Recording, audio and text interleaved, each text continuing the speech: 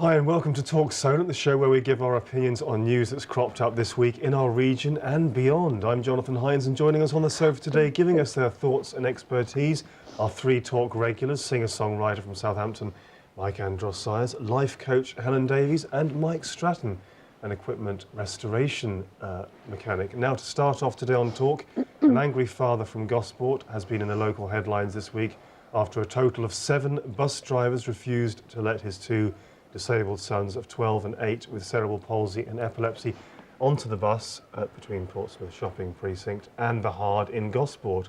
By law, buses have to have one, but only one, secure and safe wheelchair space. But there were 2 wheelchairs. Needless to say, campaigners are outraged by this. Normally, the boys' father, Robert McDowell, says that the boys travel together without problems on buses. So, do we still have a long way to go with our disabled access and amenities? Welcome, ladies and gentlemen. It's great to have you on. I think it's going to be a good show. Yeah. 3 regulars. I know it's been a while since. Yeah, you've I haven't been here since July actually, so it's nice to be back and have an interview again. Yeah. Time's gone really quick, hasn't it? It does. Now, who'd like to start on this one? This is obviously, I mean, if you were the father or the carers of 2 disabled people and 7 bus drivers, for whatever reason, obviously they've got their reasons, or some might argue, refused entry to these 2 people with wheelchairs onto the bus because they've only had 1 wheelchair space. I mean, you'd be very upset, wouldn't you? It could be a very emotional, yeah, they only have 1 wheelchair space. exhausting experience. 1 wheelchair space. By law, they have to have just the one, and they've got the 1. But there were 2 here, and there's only 1 space that's secure and safe for a wheelchair. And they didn't give the reasons why they refused entry? Well, the bus company, that's First Bus, haven't yet given an official response. I wonder if they did it because it was safety, or as you said, there's only 1 space, so I wonder if they actually refused both because they can't take both, or, you know, without the reasons it's hard to... That's what I was thinking. Yeah, for a safety purpose. They can't safely take both? Yes. They can take pushchairs. They can take more than 1 pushchair. That's right, So If they take more than 1 pushchair, why can't they take more than 1 wheelchair? Why can't they do... What's the difference between the 2? Buses, really. Why can't they do like a space that's suitable for pushchairs and wheelchairs? And utilise it for how they need it? Yeah, I can't quite get my head around that, actually. We just need that little bit more room. We just don't have the infrastructure at the moment. We need bigger buses. We don't need bigger buses, we just need less discrimination, that's all. They just need to improve the buses, and make more disabled access. I agree. That's I disgusting always say behaviour. that is, there's a lot of discrimination in this country, and it has been building up That's a lot over disgusting the years. behaviour, that. I wonder if there'll be an investigation into it. I wonder now, because of this, if they will start to change things or not. I don't know. Well, let's look at the article and see what reactions we've got at the moment from First Bus. They claim it can only safely take 1 wheelchair used in a designated space, which is stipulated by law. But Mr. McDowell, that's the father of the boys, says the firm regularly allows the boys to travel together when using the Eclipse service in Gosport. We've had a reaction from a spokeswoman for National Campaign Group Disability Rights UK, who was appalled by the children's treatment and urged the bus firm to review its disability access policies. You just got a stroppy driver. Those Eclipse 7? buses... 7 stroppy drivers? Yeah. those Eclipse buses, they are laid out differently. Yes. I've seen them. Are the Eclipse... They got more room? Right. Are the Eclipse buses the bendy ones?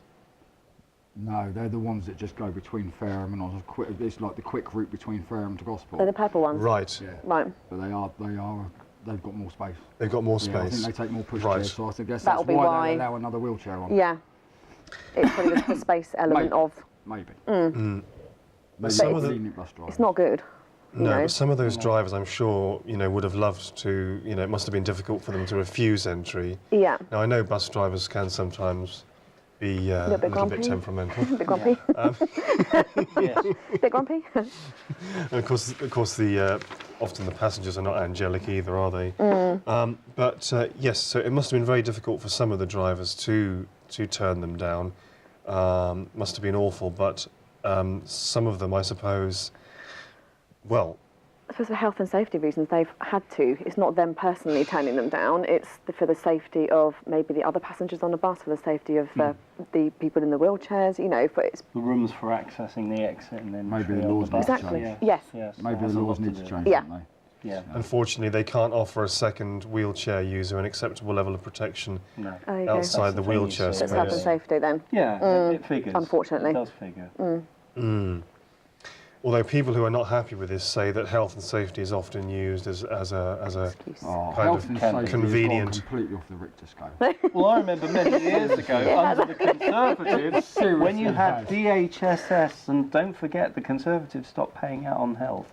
So it became DSS. Yeah, but now I remember the DHSS. Now this is getting political. Yes. But no. Yes, we've got some politics coming up Health as and always. safety is gone completely stupid. You know. Do you think this is something where a driver should be able to use a little bit of discretion, and, you know, if there was an accident or if something did go wrong, it wouldn't be the company's or the driver's fault, but maybe just sometimes you just want to be able to play it by ear. Yeah, because each case is going to be individual, isn't it? Take a single decker, and I've been on a few buses, more so when my unreliable car breaks down. Right, on the left-hand side, you've got access for pushchairs. There's seats that fold up, and you can put a pushchair in there. On the right-hand side, which is normally behind the driver's seat, there are 3 seats that sit side-on. Now, I would say that having seats side-on is unsafe. If that bus hits anything front-on, that could be quite bad, right? Right. Because passengers are going to be sent sideways. Why don't they just take those seats out and do it so that they put something in for a wheelchair, so the wheelchair can sit back. The back of the chair sits up against the back of where the driver sits, because it's well and truly, it's well built. And then you've got room for 2 wheelchairs, and if you're backward travelling, if that bus has an impact, that wheelchair's not going anywhere.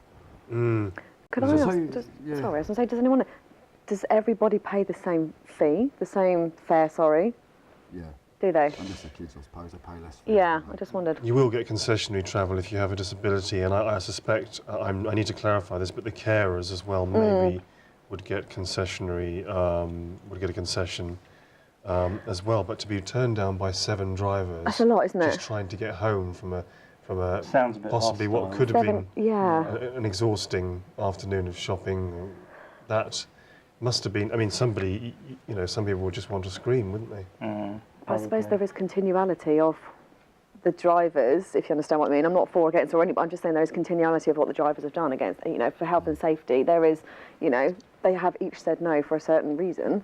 And with disabled facilities and amenities generally, it's only in the last sort of 10 years that we've started to get really on top of this. With it, you know, in public buildings and transport. There's still a long way to go, and it must be very humiliating often for disabled people who just want to be able to go out and do the same things as... No doubt about that. It's really difficult, We've had these conversations about disability quite a bit on this show, haven't we? Yeah, it is really difficult, and there does need to be a lot more access and And why is it so slow? Why does it take so long? Surely it's not that complicated that it has to...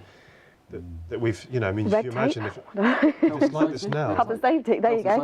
If it's like this now, if there are so many... The officials need to be more stringent and not keep mucking about their opinions and keeping things slow. I mean, when I took the train to get here today, I mean, you could still tell after all these years that the principle of British Rail, that's privatised a lot now, is quite disorganised. Goes without saying. And I said to the guy who was checking out the tickets, I said, you go back to 1989 and 1990, it definitely seemed a lot more organised back then. Absolutely. Maybe it needs a shake-up.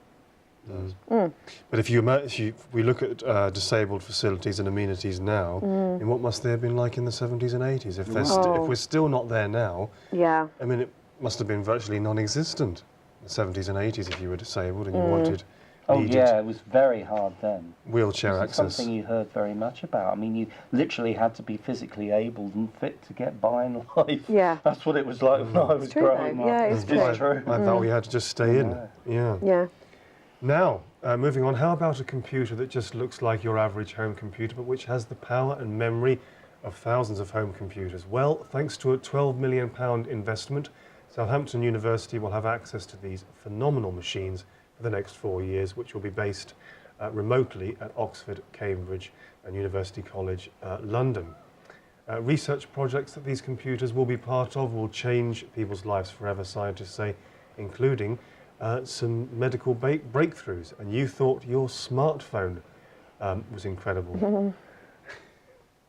Mike, I know this article, you had a look at this briefly before the show, and this got you quite excited, didn't it, this article? It got me excited, but I'd say it's, yeah, everything now is so advanced. Yeah. In it, you know, and I think the way things are going, and with like technology, everything's going to be computer. Everything's going to be robot. It's getting like that now. You miss the anyway. personal touch. Yeah. Do you know It's what? like that now, Already. it's like that. I It's saw a like that. programme. I don't know if anybody's heard of this programme on telly called Humans. Heard of it? I Oh, is saw them this making- the robot? Yeah. Yeah. They can make. Yes. They're now making robots to look and sound and speak like humans. Mm. I mean, this is just what's the word I'm Do you remember looking the for? Stepford Wives back in the mid-70s? No. Lynette Newman and that. This is just a continuation of modern technology. Well, just before we go to a break, because unfortunately we're running out of time as always, just to, with this computing power of these machines, we can calculate how much fuel, for example, an aeroplane might take to cross the Atlantic, or how much noise it might make. We can then explore how changes to the design might improve the fuel efficiency or make it quieter, which is really important if you live near an airport. We can see where there may be patterns in the occurrence of asthma that can be linked to everyday life, and then work on how to improve these. So these, you know, for the size and appearance of these computers, they can. I think that's good for medical science. I'm Yeah. a bit concerned about what you just said about how much fuel a plane might need to get. Will this plane make it, or it might do? Yes, that's right. Well, it might not. I mean, obviously, with our smartphones, you know, they're wafer thin, and there's a whole world inside that. Tiny little thing, isn't it? Yeah. Yeah. Right. If you want to let us know stories that we can be talking about, then do email us on talk@thatsolent.com or tweet using the hashtag #TalkSolent. Coming up, we'll be talking walking on the Isle of Wight and a bit of Isle of Wight politics for you. Back with you again very shortly after this.